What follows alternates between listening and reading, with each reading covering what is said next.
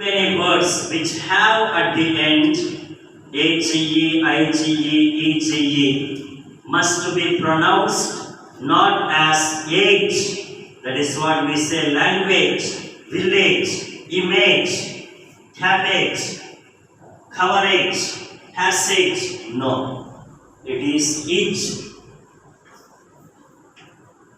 So that is what. So language, coverage, average, encourage, village. I come from a remote village and I am created in the image of God. And I am at present in the Morning Star College, or college, and privilege, knowledge. So that is what once I was giving practice in a college. Then after 15 minutes of practice, one girl gets up and asks me, "Father, what is your age?" So I told her, "My little sister," I said, this rule is for the words which have at the end age. This word age has only age. So you put what is needed where it is needed, not the whole words. So age is age, that's all. So that's why you might have heard created in the image of God, not image. So that is anyhow strictly not connected to the syllabus of the retreat as people will, but in the larger context of life, because these things are also needed. Okay. So original situation, original condition. So who am I? Originally, it is a condition of, you can say, dignity and nobility. And that's what we tried to answer yesterday, saying, created in the image and the likeness of God. We shall speak a little more on that in the context of true identity and in the context of we are consecrated persons. Who are we? Who am I? So it is also consecrate, not consecrate. It is also celebrate, not celebrate. Celebrate. Of course, you know. So we are dignified persons, noble persons, because we are the images and the likeness of God.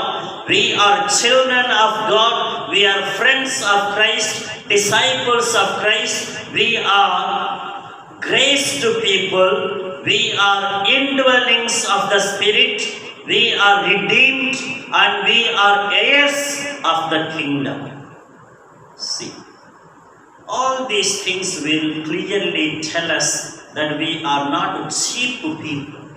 And that is what my sisters, being people of dignity and nobility, if I have mean character, if I have a cheap behavior, then that does not go well with my vocation or with my identity.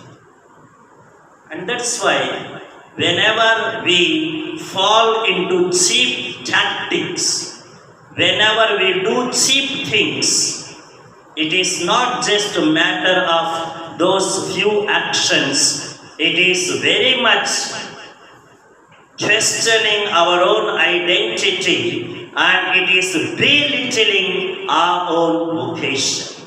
It is belittling. It is degrading our very identity.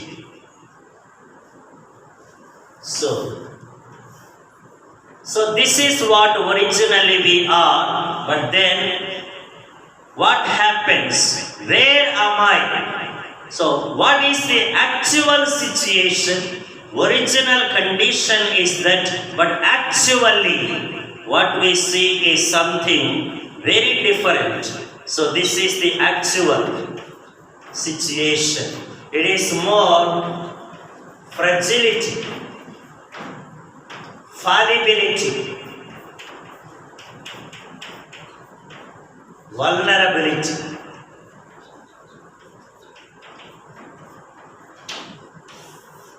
So that is what we find very often. So fragile, so prone to fall, fallible, and so easily shaken, so easily attacked, so easily succumbing. Succumbing? Yes, succumbing. Succumb.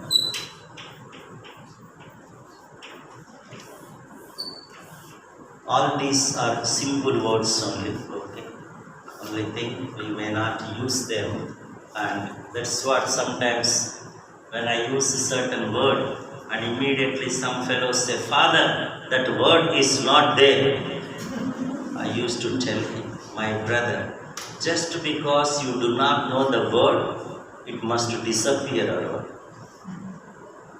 You understand? So, succumb means yield, and that is the reason sometimes I use synonyms. If not one word, at least the other word can be understood. Yield. Yield, you understand, no? Yield means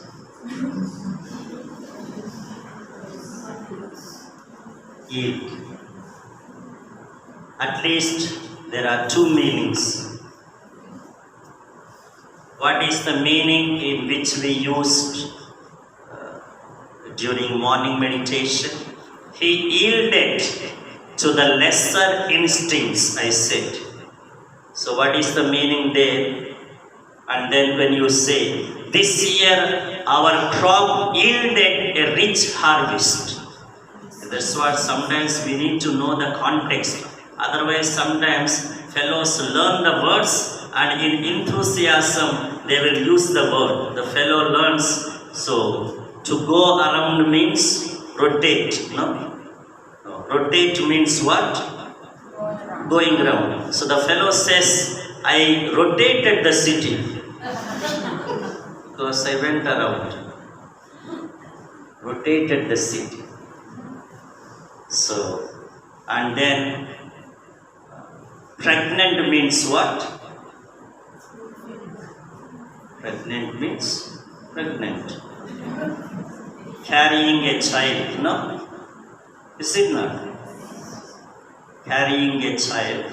So, a child is on the terrace and then about to fall, and a man goes up and then he carries the child. So the fellow who is learning the English, the man went up to the terrace and he came down pregnant. Was carrying the child. So that's what we cannot use always. Okay. We have to see the context. Pregnant, of course, also has two meanings. Two meanings. One meaning is that physical meaning. But you can also say very well, Sister Nirmala is pregnant with beautiful insights. That also is right. Means full of. So they need not wonder. Okay. So the two examples which I gave you understand. No? One is yielding means falling to temptations. That is what yield. And the other one is producing. Crop yielding a rich harvest. Of course, you know these things. Succumb. So that's what, in fact, recently to our students and where I go also for teaching a little bit, I just tell them, see, many times we are not confident to speak because maybe one main reason is our vocabulary is very scarce, very poor. And that's why most of the times it is said we manage with maybe 300, 400 words. I say, you tell, you go, I come, I agree, no agree, all this. But then I was just telling them, that is what I did when I was a rector in the minor seminary. I made it very compulsory that every day they must learn 2 new words. Not necessarily taking the dictionary. In fact, it is not a dictionary. It is a dictionary. People may wonder. Okay. Dictionary, the correct pronunciation. Okay. Dictionary. Don't worry. So, not taking from the dictionary, sometimes the words which we never use in life, not take from the prayer book or take from the newspaper, which are very practical and which we use them often. So 2 new words, learn the meaning, write your own sentence and use them. And then you will see, my sisters, that's what I used to tell them. Every day 2 words, and by week you have 14 words, and by the end of the month you have at least some 14 into 4, at least 4 weeks. How many? 56. Roughly 50. Okay, count as 50. And then by the end of the year you have 600. No? 600 words. And within 2-3 years you have almost 3,000 words. Simple it is, but then, as I always say and believe, simple things we neglect, and that is why we fail in bigger things. So, in that context, okay. This is the actual condition: fragility, fallibility, vulnerability. So easily we can be wounded, and that is what. Very easily we become reactionary. We will reflect in some other context. So vulnerable. Any little difficulty, any little opposition, any little suffering will affect us so much. So vulnerable. And that is why these days we priests and the religious have become, of course it is said women are vulnerable. But much more, priests and the religious seem to be very, very vulnerable, not strong. That is why you see very many fall so easily. And that is why we are taken for a ride today by many. So this refers to our, you can say in a simple way, our sinful condition, sinful situation. I will speak of it a little later after finishing this. And then, if that is the case, then how should I be? What should I do? So this is what we must be wise and we must be renewed.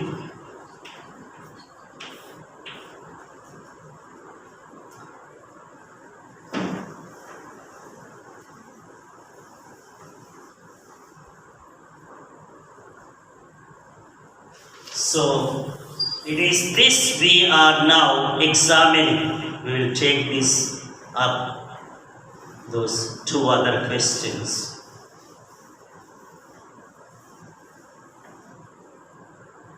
So, it is in this context we are reflecting on our identity. We already gave some answer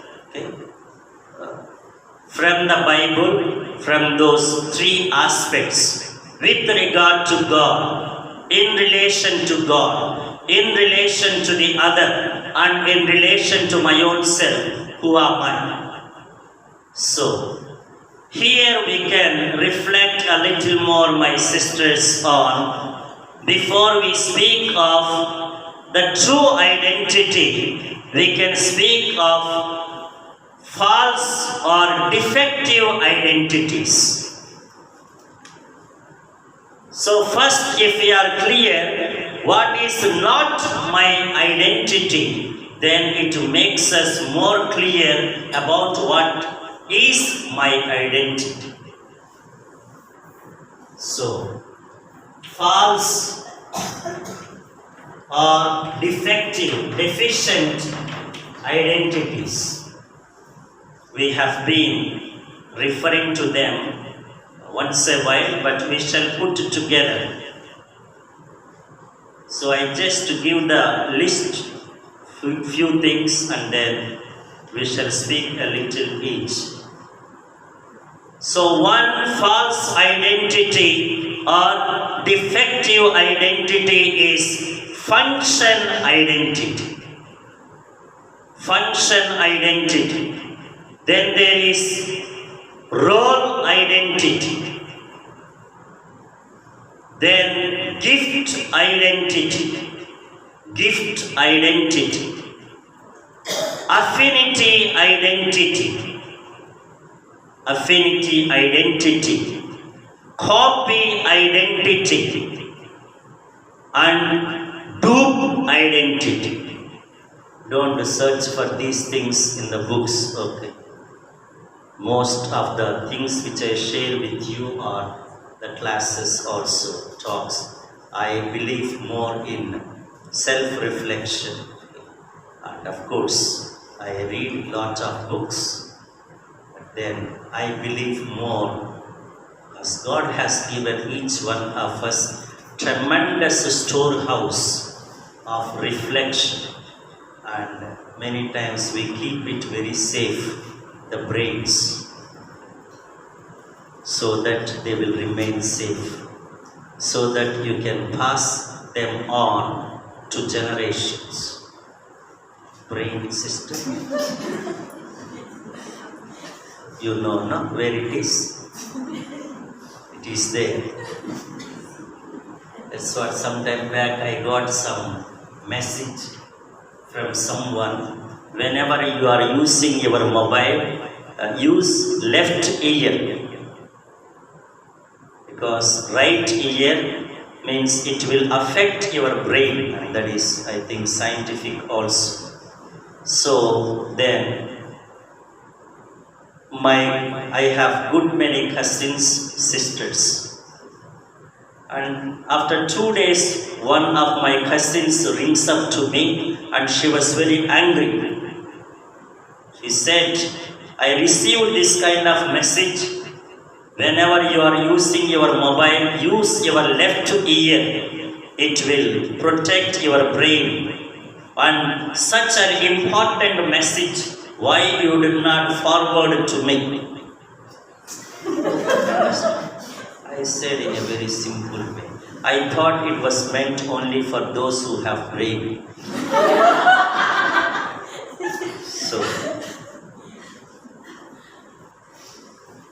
So it is like father and son going to a museum in the context of brain. So different skulls are there. Skulls? No. After we die, only that remains. Can you imagine? So then they see a big skull, and these small fellows are very curious, very inquisitive. They want to know the things, and immediately the small fellow asks the father, "Dad, whose skull is that?" Okay, and then you have to tell some answer. Okay, he says, "This is the skull of the famous Emperor Napoleon," whoever it is, big skull. And then there is another small skull. And the fellow asked, "Okay, Dad, that is King Napoleon's skull, but whose skull is this small skull?" That is when he was small.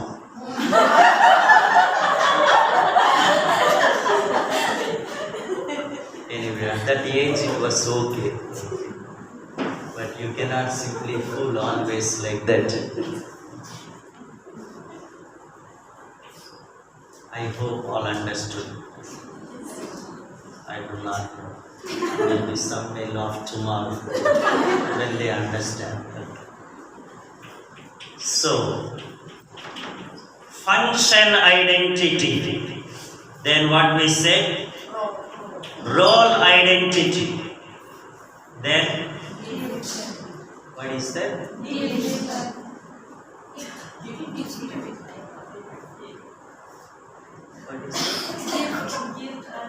Okay. Then,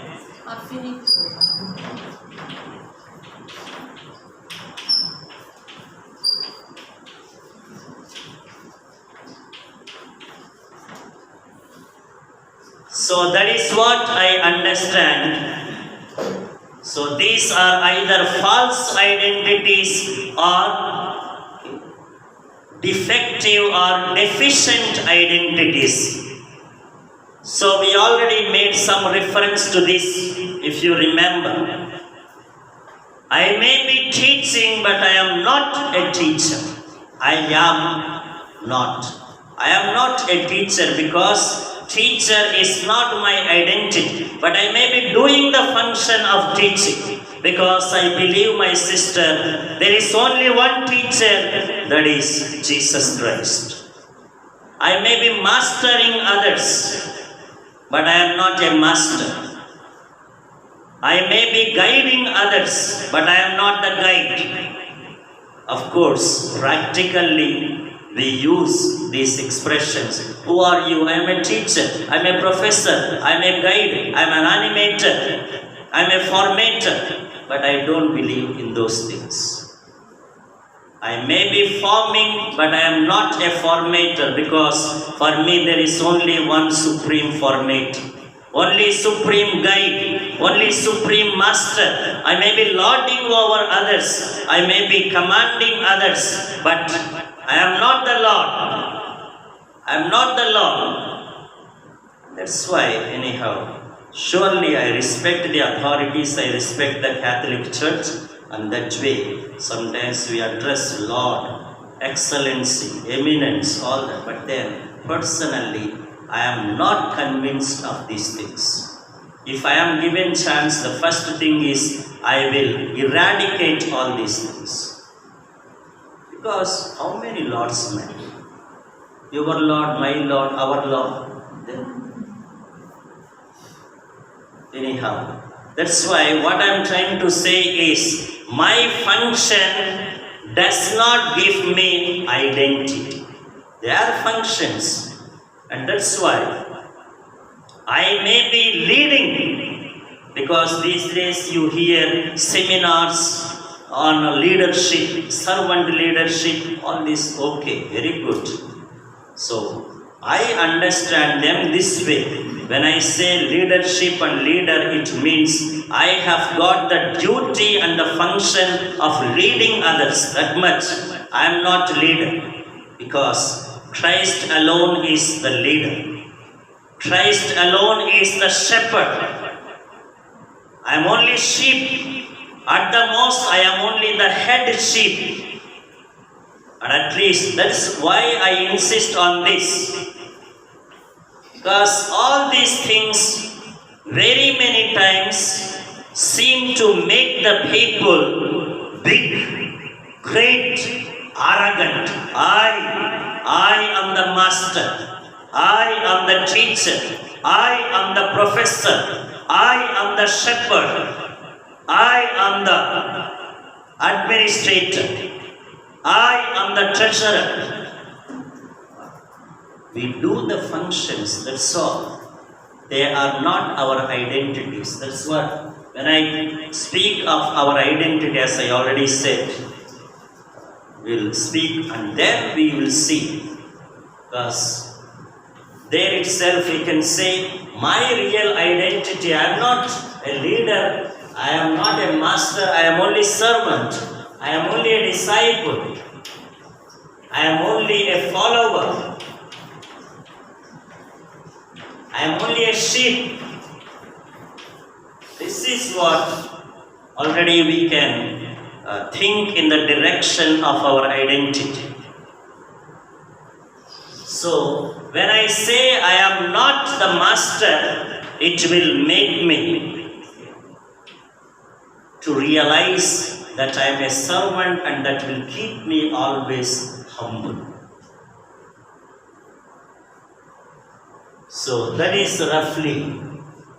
So in the same thing, I am not a performer, I am only a striver. I am not an achiever, but only a seeker. Why I insist on this, my sisters, today? There is so much culture which insists on performance, achievement, accomplishment, success. That is typically worldly mentality, worldly culture. Performance, that's what 100% result as the school principal. Does it prove, does it guarantee that I am a good religious? Does it prove that I am really a man of education, meaning a man of values? And I built 10 chapels. Does it prove that I am a man of God and man of prayer? I obtained 98% distinction in the subjects, in the exams. Does it prove that I am a wise person? That is what too much. Our evaluation, our assessment, and our transfers, appointments, these things, and not only authorities, how we judge the people also. Oh, that person, she can pray hours and hours. She is very prayerful. Just because she quotes the Bible, just because she conducts beautiful prayer meeting, does it mean she is a good lady? Because I know few ladies who are very powerful preachers. They can organize days and days charismatic prayer meetings, but then their workers tell us, if she opens the mouth, only scolding and abuses. And she ill-treats so much the workers. And she is very nasty towards the husband. And she is not at all generous, but very greedy. She performs very well. She achieves so much, but then that's why these are all worldly standards. I am not a performer. I am constantly striving. I am not bothered about achievement. I constantly seek to do what is God's will. I seek to do the best. And if I achieve something well and good, but my target is not accomplishment, achievement. This, I believe, is very important, my sisters. Otherwise, today the religious life also seems to become a matter of success and achievement. That's why when I was going around meeting the provincials and then others, I told one particular province councillors and the provincial, I told very clearly, let us not think of congregation and the province as a company. And it is not a company, and we are not CEOs. Because I know 2-3 of our provincials, they consider themselves as CEOs. You understand? CEOs? Directors, the MDs, the directors of the particular company, organizers. And that's what we have few confrères belonging to the missionary congregation of missionaries of St. Francis de Sales, but never worked in missions and missionaries. And people who, that's what recently when they got elected also, the councillors, one serious remark was, Almost all of them, out of the 4 counselors and 1 admonitor, 1 bursa, 4 plus 1, 5. 4 of them are from the schools. And what about mission? What about formation? And these people who have been lifelong in the schools, in the institutions, they make the decisions for those who are in the missions. I'm not saying that those who are in the schools cannot have mission experience. I do not say also those are missions, they are so much missionary minded.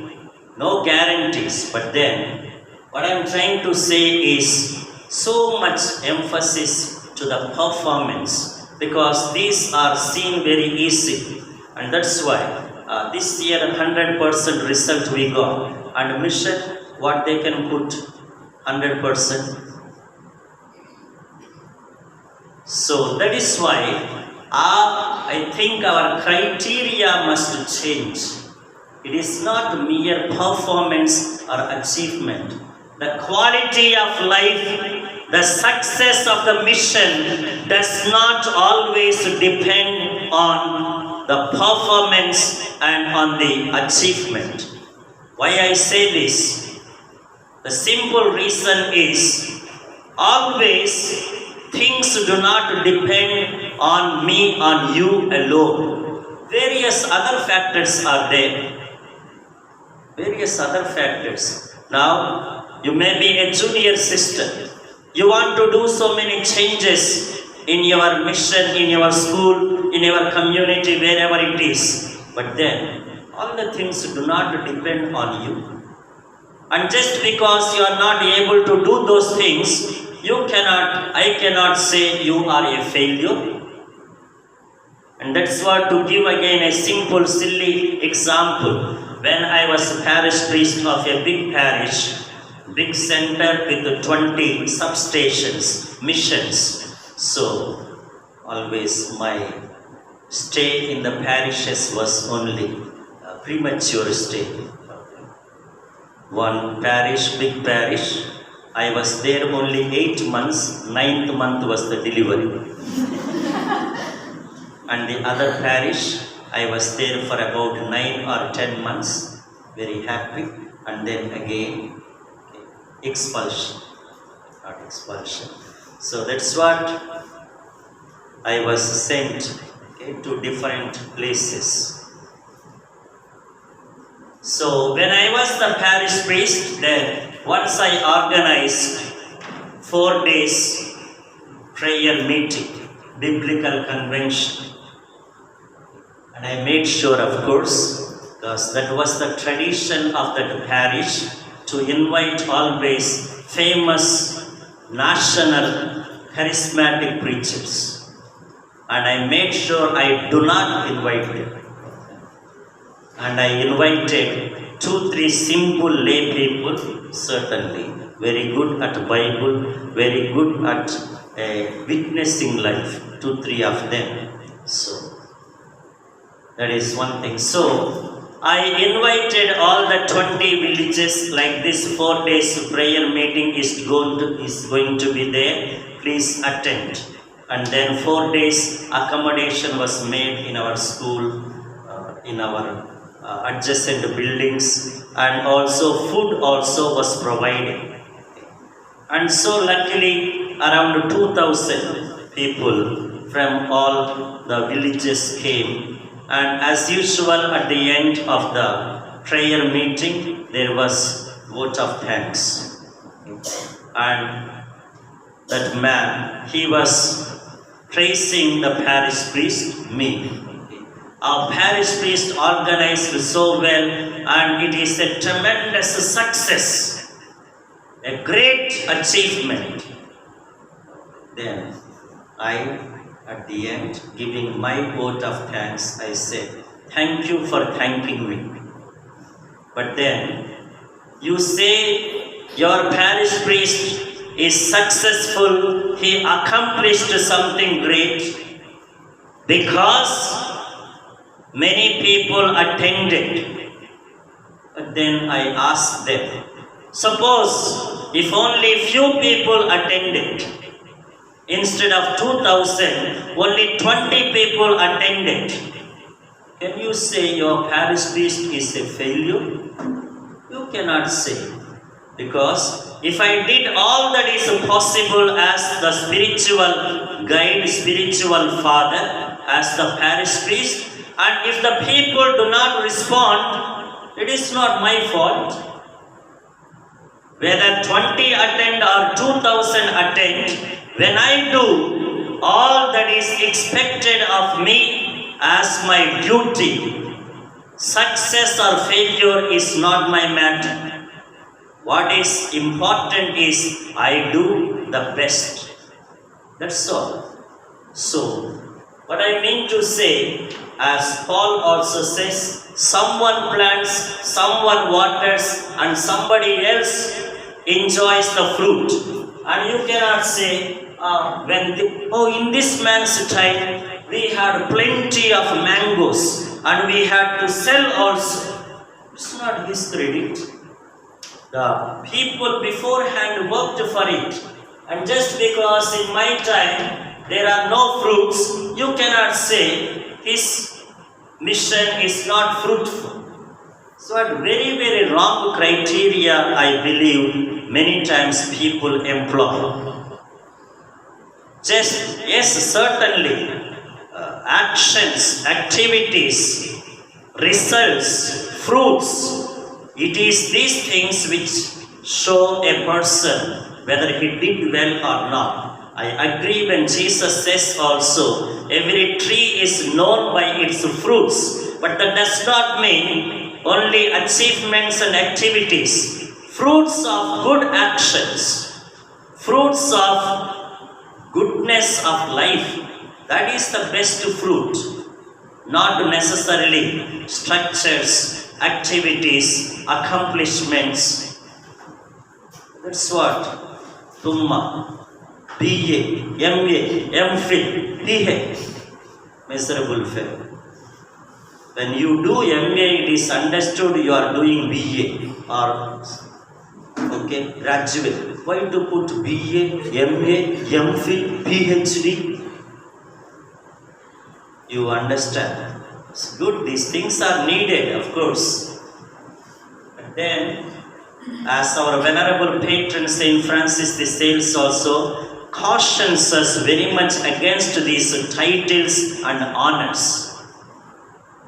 They must be complements and they should not be substitutes. Sister, you understand? Okay. She's wondering what this fellow is speaking.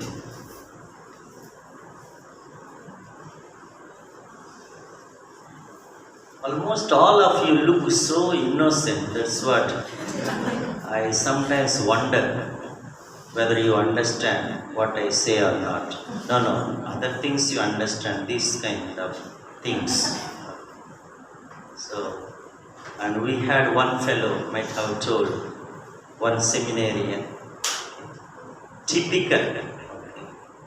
And I think everywhere God puts this kind of people to add joy to the life of others. So this fellow, we don't know whether you call it simple fellow or stupid fellow. So one day I called him. So under that major seminary, when I was the rector in the major seminary, so we have 3 villages under the care of the seminary. So one day I called that brother. He's a happy priest now. Happy priest. So I called him and I told him, brother, today afternoon at 3 o'clock, there is a funeral in one village. Funeral, you understand? And this fellow in all obedience asks me, Father, did someone die, Father? And I tell him, no brother, I am going for rehearsals. Funeral, and the fellow is asking me, did someone die? What to say? And that is what sometimes very interesting if you analyze our conversations also. Of course, do not expect everything to be logical. It's a way of conversation. Otherwise, when it is very warm, you say, it's very hot. I can't feel our word. Again, saying hot. Or when it is raining heavily, oh, it is raining heavily. I cannot see our word. But there, it is a way of saying. You cannot apply logic there. Why? I do not know. I can't see. It's like that. The same fellow only. The same fellow. So, they were sent every month once or twice for some outing. And at that age, normally, they like to go around the shops and then they may like to go and watch a movie in the theater. And the poor rector has to keep guard of the seminary. And anyhow, after a long time since one of our priests came, I also took him to the city and we also went to the same theater. And the same fellow is there. So that joy and excitement of seeing his rector also in the same theater, he comes running to me, Father, did you also come for movie? No, brother, I came for selling samosas.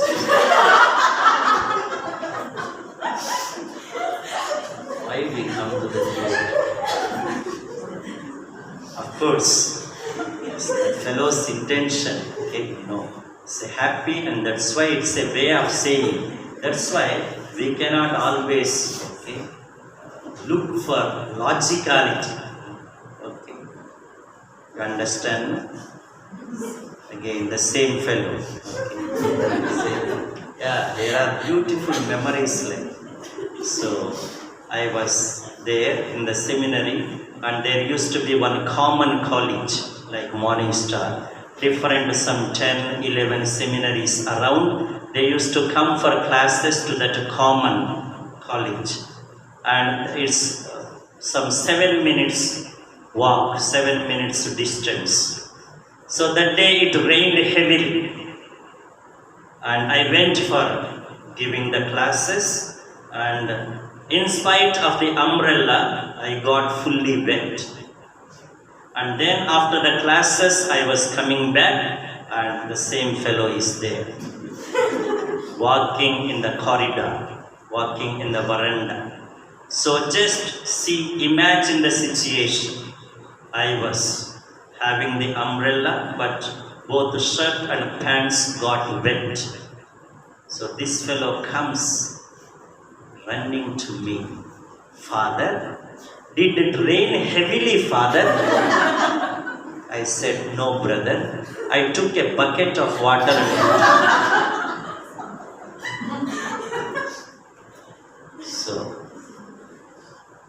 So that's what God puts that kind of fellows in our life, so that we can laugh at life at times. Otherwise, what life all dry, no sister? So all in that context, function. We must do our duties, but then they do not give us our identity. And then role, I already explained in the context of role identity versus core identity. We have different roles to play, different offices, different positions, different posts, but they are not our identities. My being a principal, my being an administrator, my being a minister, my being a treasurer, my being a superior, these things are not my identities. These are different roles. And that is the pity, my sisters, today. These roles are dominating, and these roles are even substituting our true identity. That is the misery of today's dioceses and the congregations. roles are taking over the core, the true identity. All these roles are meant to lift my true identity in a better way, in an effective way. And that's why, as I always say, they are supposed to be complements, they are supposed to be supplements, and they are not supposed to be substitutes.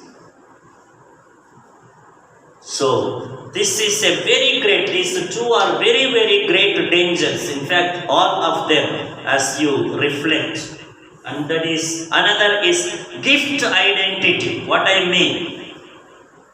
Certainly, different persons have different gifts, different talents, different skills. But today, my sister, the great danger is again, my gifts, my talents, my capacities, my skills, these are becoming my identities. And that's why people are judged, people are promoted, people are applauded on the basis of talent and skill.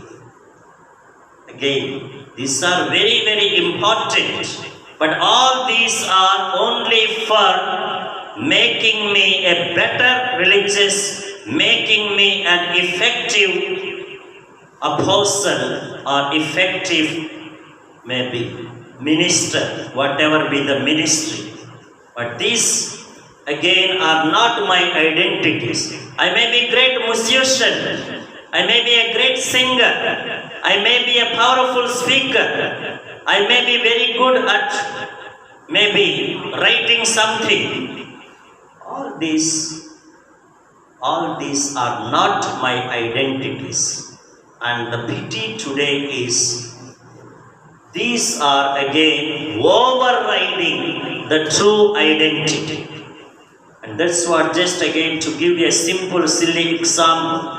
And these days you have very great, powerful preachers among the young generation also. It's very good. But then, sometimes that remains only as a talent and skill, and that does not affect the life. And that's what I know few of them, especially one fellow preached so powerfully, so emotionally, touching the hearts of people on the passion and the suffering, the death of Jesus in the Lenten season. And his preaching was so emotional, people were touched and many of them started crying. Very good, great. But then the fellow afterwards comes back to the community and then with other priests, hey, today you know man, Mardia.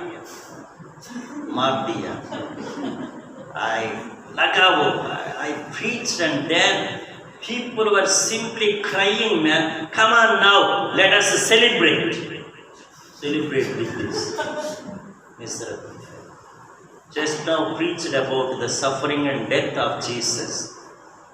And then here, celebrate. What is happening there? He takes it only as a talent, which does not affect his person or his life. And that is what today, we have great many sisters, great many priests, highly skilled, highly talented, as I already said, different talents. But then, how much these things help them to be authentic, beautiful, committed, honest, religious. All these gifts, all these specializations, they are meant for more effectiveness, more commitment. Are they helping? So that is what I mean. These gifts are not my identities. They are helps, They are props, they are supports, but they are not substitutes. And another very, very sensitive area, and I am never tired of speaking this. Affinity identity.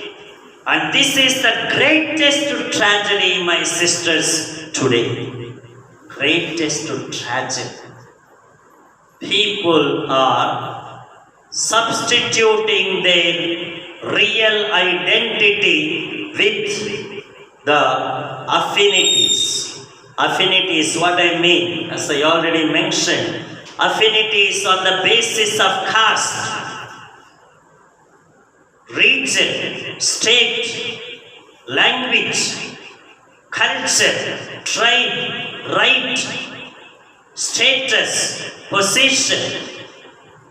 Yes, we both may belong to one state, and that way, okay, I understand realistically, we may feel little affinity, little liking, little closeness. We are human. But then what I am saying is, these affinities, they are becoming exclusive.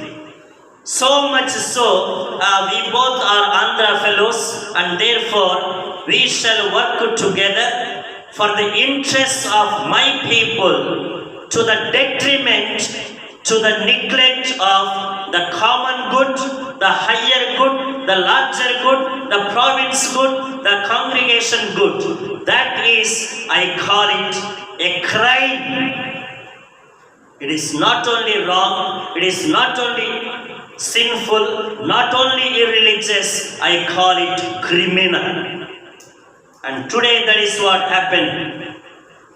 That's what, again, referring to the councillors, for example. 4 councillors are elected, and then this fellow belongs to this group, other fellow that group. Okay. By birth we belong to some group, we cannot avoid it. But then the fellow thinks, I belong to that group, therefore I am for that group, I work for my group. That, I think, God will certainly be very, very unhappy. And today, why? Why the church, why the dioceses, why the congregations are divided and fragmented? Groupism, favoritism, nepotism, linguism, regionalism, culturism, tribalism, casteism, rightism. As if other isms are not enough, egoism, individualism, these things are not enough, people also develop these isms. And that is the problem. Today, the people who are responsible also, they do not speak of these things. How many bishops, when they gather together for some meeting, are dare enough to speak of these things, saying that this is not the right thing, it should not be among our priests, it should not be among our people? And when the bishops and the priests themselves are the champions and propagators of disunity and division, how can they speak? And it is mostly the priests and the religious who are causes for this kind of division and discrimination. It is not so much the ordinary people. The ordinary people, actually, they are happy with one another. They tolerate each other. They live together. It is we fellows who don't have much work of God. We are sowing the seeds of division and discrimination even among the people. That's why this thing, I believe, my sisters, God will ask very strict account. Very strict account. So, affinities, as I say, I am realistic. There may be little liking, but then I cannot, a Tamilian, I cannot work only for Tamil interests, my people. sacrificing the interest and the good of the seminary or the province, whatever it is. And that is what happening today in the church and in the provinces and the congregations. So it is left for each one of us whether you also want to continue the same. That's what, as long as I was the rector, I made sure that this kind of ugly elements do not enter into the campus of the seminary. There were Keralites, there were Tamilians, there were Odisha people, there were Andhra people. But then what is the problem? When all of us are children of God, these are nice things to say and nice things to hear. But then, do we really feel it? We are one family, children of God, and all of us have the same grace, the same baptism, the same mission, the same destiny, eternity. Then, I just cannot understand. That's what I also ask the brothers or whoever it is. I ask, you happen to be born in Jharkhand. I happen to be born in Andhra. Is it my choice? Is it your decision? We could be born anywhere. We could belong to any tribe or any culture. We could speak any language. We could have any culture. And why stupidly we fight over what is not really our choice? So, this is one area, my sisters, very, very painful for me. Very painful. So, affinity is becoming the identity.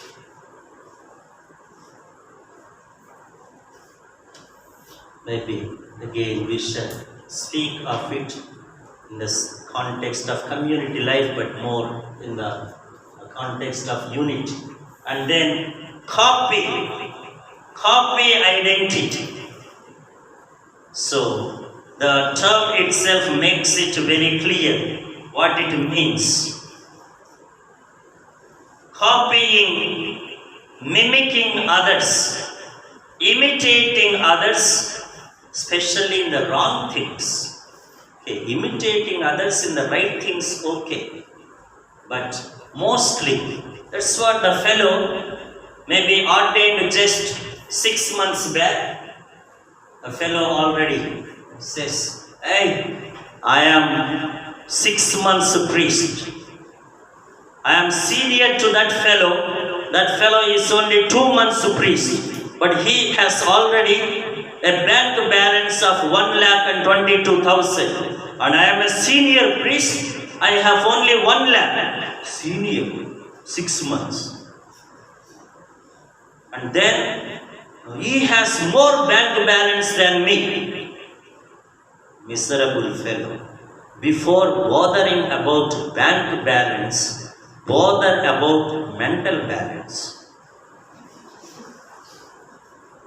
So, in what we are trying to imitate, if you remember, I used 3 expressions. This is what we have to seriously question and see. These 3 tendencies are there from the childhood onwards in everyone. In themselves, they are not wrong, because already from childhood itself, you find parents start comparing. The neighbors are sending their child to that prestigious school. I must also compare. Or one child compares with the other. She has got 3,000 rupees Gagra chol. What is that? Gagra chol. Ladies, no. You know only habit and service. That's it. Gagra choli, chudidar, no? No, this is Gagra choli, something more elegant. Then, for the first time here in Calcutta, only I came to know what is that stole. Stole. I was wondering that other one also is stole, and then this one also is stole. Maybe since they cannot use stole, no, stole. They were saying stole. Not sure. That is okay. Half shawl like, but they call it stole. I was wondering, since they cannot use that stole, they may at least call it stole. Stole. Yes. In fact, some of these stoles I bought as Calcutta special when I went this time to Andhra. So, comparison. That's what, there will be comparisons. That fellow has, that girl has that dress, mommy, I also want the same dress. Then competition you see. And then imitation. That's what? Comparison, competition, imitation, especially youngsters. Okay? Imitating the film actors, actresses, or the fashion models. Is it not? Outsiders, not you cannot use much. I don't know. Outsiders, that is what? One day, suddenly the fellow will come with long hair, imitating particular hero. And other day, half is gone. And maybe next day, full thing is gone and behind only one thing is there. Or the girl suddenly comes with one ring here, and other day she will have ring here. So wherever there is some hole, she will put the ring. And all these tattoos. And then this jeans culture. Jeans, okay. In the beginning, I also did not know. When I saw one tear here, one tear here, I was wondering why these people don't have enough money or what. Why can't they stitch or why can't they buy some? Afterwards only I realized the more holes, the more cost. Madness. I just can't understand even now what is the purpose of these holes and tears. Is it for better ventilation? I don't know. Or is it for easy access to scratch? I don't know. Because jeans is very thick and you cannot scratch, and one hole is there means you can scratch. Imitation. That is what I asked my little sister. While these things are natural tendencies, how many of us really compare, compete, and imitate in the right things? How many of us compare with others, compete with others, and imitate others? She is very sincere, I must be more sincere, at least as sincere as she is. How many will think? Or she is very devout, I must be as prayerful as she is. How many think? She is so sacrificing, so generous, I must become as generous or more generous than she is. How many think? How much comparison, competition and imitation with regard to the virtues and the values of life? So, let us check. So maybe I shall take it up later.